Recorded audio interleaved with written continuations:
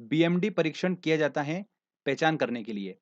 तो देखिए बीएमडी का फुल फॉर्म जो होता है वो होता है बोन मिनरल डेंसिटी टेस्ट। क्या होता है? Bone mineral density test.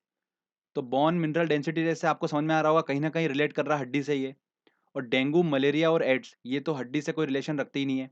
तो बचा हुआ ऑप्शन कौन सा है? ऑस्टियोपोरोसिस बचा हुआ है। तो ऑस्टियोपोरोसिस जो रोग होता है ना, ये हड्डी का ही एक रोग होता है जिसमें फ्रैक्चर का खतरा बढ़ जाता है। और इसी के लिए क्या किया जाता है? बीएमडी परीक्षण किया जाता है, बोन मिनरल डेंसिटी टेस्ट। ठीक है, तो आपको इसको ध्यान रखना है अच्छे से। चलिए अगला क्वेश्चन लेते हैं। इसका आंसर तो सी हो गया। देखिए उसने क्या पूछा है, बीएमडी का परीक्षण का पूर्ण रूप क्या है? फुल फॉर्म क्या है बीएमडी का? तो बोन मिनरल डेंसिटी, मैंने आपको बताया था। तो इसका आंसर क्या होगा? बी आंसर इसका सही होगा। जो मनुष्य यह नहीं समझ पाता कि कब उसे भोजन करना रोक देना चाहिए वह पीड़ित है। कौन सी बीमारी से पीड़ित है? तो यूपीपीसीएस पिछले साल का क्वेश्चन है ये वाला। तो व्यक्ति जो होता है जब बुलिमिया नामक रोग से ग्रसित हो जाता है, बुलिमिया, तब बहुत कम समय में वो बहुत अधिक भोजन करता है। तो वही पूछ रहा है वो। तो इसका आंसर क्या होगा? ए आंसर इसका सही होगा, बुलिमिया। बुलिमिया रोग में मनुष्य को समझ में नहीं आता है कि उसको कितना भोजन खाना चाहिए, कितना नहीं खाना चाहिए, बस वो खाता जाता है उसमें। अगला देखिए, शरीर में किस स्थिति को कैंसर कहते हैं? इस चीज को समझना बहुत जरूरी है। देखिए कैंसर की कंडीशन में होता क्या है, हमारी पूरी बॉडी जो है वो सेल्स, कोशिकाओं से मिलकर बनी है।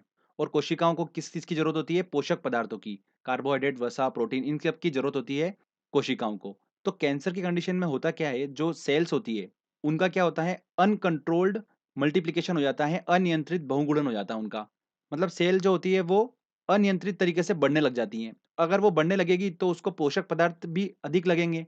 तो क्या होता है, जो अनियंत्रित बहुगुणन वाली सेल्स होती है, अनकंट्रोल मल्टीप्लिकेशन सेल्स होती है, ये क्या करती है? पोषक पदार्थों का बहुत अधिक खपत करने लगती है।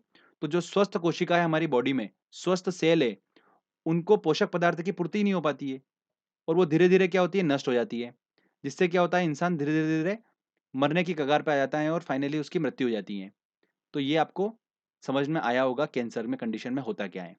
अब देखिए ऑप्शन, स्वस्थ सेलों का बनना बंद होना जिससे क्रमशः मृत्यु हो जाती है। तो स्वस्थ सेलों का बनना, ये तो कहीं बात समझ में बिल्कुल भी नहीं आती है।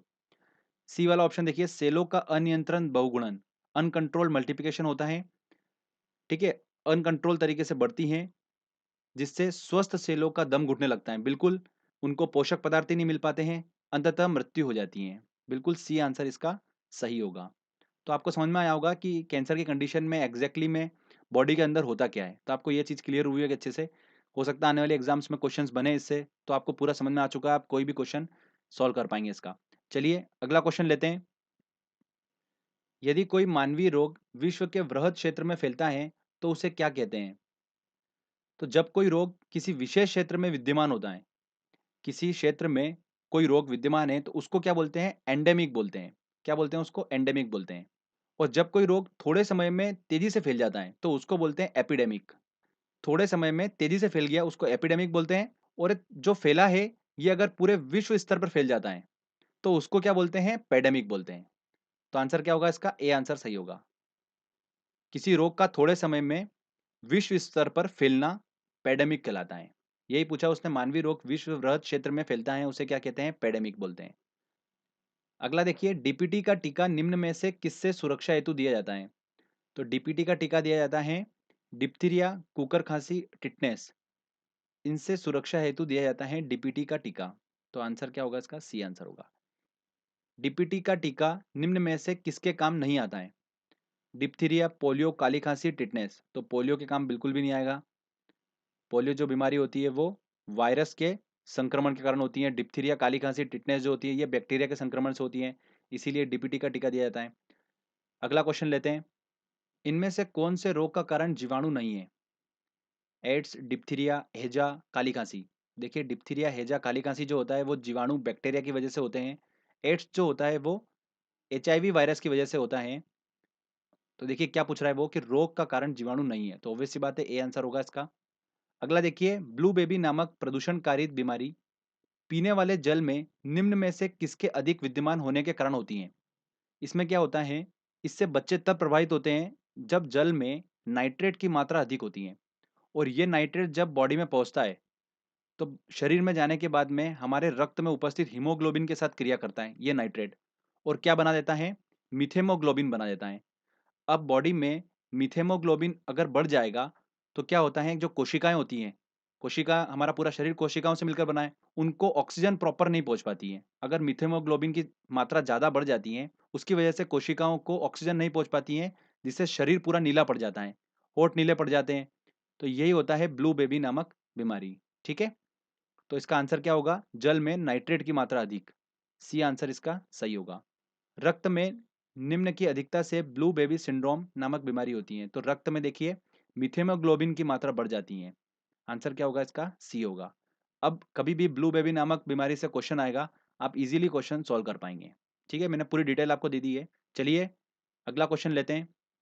चिकित्सकीय भाषा में गोल्डन आवर का संबंध है, किससे संबंध है, देखिए जब हार्ट अटैक आता है उसके बाद का जो 1 घंटा होता है उसी को क्या बोलते हैं, गोल्डन आवर बोलते हैं।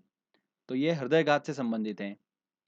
बीटा ब्लॉकर एक औषधि है बचाने हेतु, हार्ट अटैक से बचने हेतु यूज की जाती है औषधि बीटा ब्लॉकर।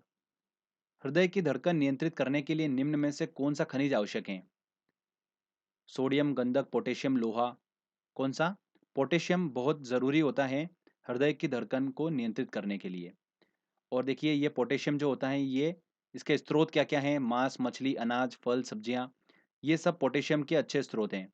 और पोटेशियम बहुत ज़रूरी होता है हमारी बॉडी में, हड्डी के विकास के लिए बहुत ज़रूरी होता है। अगर इसकी कमी हो जाती है पोटेशियम की, तो लो ब्लड प्रेशर, लो बीपी की बीमारी हो जाती है।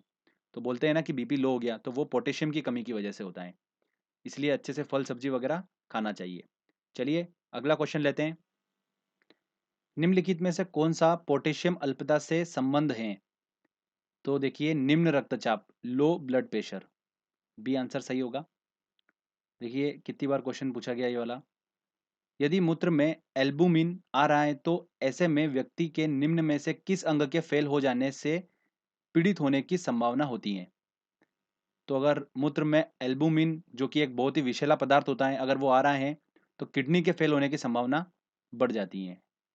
लंबे समय तक उपवास रखने का सर्वाधिक प्रभाव शरीर के किस अंग पर पड़ता है, तो गुर्दे पर सबसे ज्यादा इसका प्रभाव पड़ता है उपवास रखने से। ठीक है, चलिए अगला क्वेश्चन लेते हैं।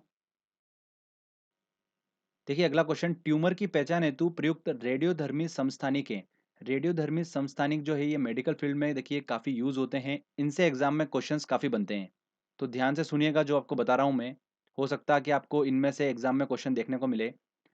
आयोडीन 131, इसका यूज किया जाता है थायराइड ग्रंथि की सक्रियता के लिए। कोबोल्ट 60, कोबोल्ट 60 जो है वो रक्त कैंसर, ल्यूकेमिया बीमारी की रोकथाम के लिए प्रयोग किया जाता है कोबोल्ट 60। ठीक है, जो कि गामा किरण उत्सर्जित करता है ये कोबोल्ट 60। ऑर्सेनिक 74, ऑर्सेनिक 74 जो होता है ये ट्यूमर की पहचान करने के लिए रेडियोधर्मी समस्थानिक प्रयोग किया जाता है। ठीक है, तो इसका आंसर क्या होगा, सी आंसर होगा। सोडियम 24, ये रक्त व्यतिक्रम में यूज किया जाता है सोडियम 24। तो जितने मैंने आपको बताए हैं ये आपको दिमाग में रखना है चारों। ऐसा नहीं कि इसका आंसर ऑर्सेनिक 74 है तो बस आप ये दिमाग में रखेंगे, आपको चारों पता होना चाहिए, किसी से भी क्वेश्चन पूछा जा सकता है। रक्त कैंसर, ल्यूकेमिया बीमारी की रोकथाम के लिए प्रयोग किया जाने वाला रेडियोधर्मी समस्थानिक है, कौन सा है, कोबोल्ट 60। कोबोल्ट 60 जो है वो आमतौर पर विकिरण चिकित्सा में प्रयुक्त होता है क्योंकि ये उत्सर्जित करता है, क्या उत्सर्जित करता है, गामा किरण। आंसर क्या होगा इसका, सी होगा। एक चीज और ध्यान रखिएगा, रक्त कैंसर बीमारी की रोकथाम के लिए कोबोल्ट 60 यूज किया जाता है। एक और रेडियोधर्मी समस्थानिक यूज किया जाता है, फास्फोरस 32। ये भी आपको दिमाग में रखना है, फास्फोरस 32 भी यूज किया जाता है। और रक्त कैंसर की कंडीशन में जो हमारी बॉडी में रक्त है उसमें श्वेत रक्त कोशिकाएं जो होती है उसकी संख्या बढ़ जाती हैं रक्त कैंसर में। ठीक है, चलिए अगला क्वेश्चन लेते हैं। ल्यूकेमिया एक प्रकार का कैंसर है जिसमें असाधारण बढ़ोतरी होती है, किसकी बढ़ोतरी होती है, श्वेत रक्त कोशिकाओं की संख्या बढ़ जाती है, अभी मैंने आपको बताया। देखिए अगला क्वेश्चन, हीमोफीलिया एक आनुवंशिक विकार है जो उत्पन्न करता है। तो हीमोफीलिया देखिए क्या होता है, जब रक्त में प्रोटीन की कमी हो जाती है तो रक्त का थक्का नहीं जम पाता है, रक्त का स्कंदन नहीं हो पाता है,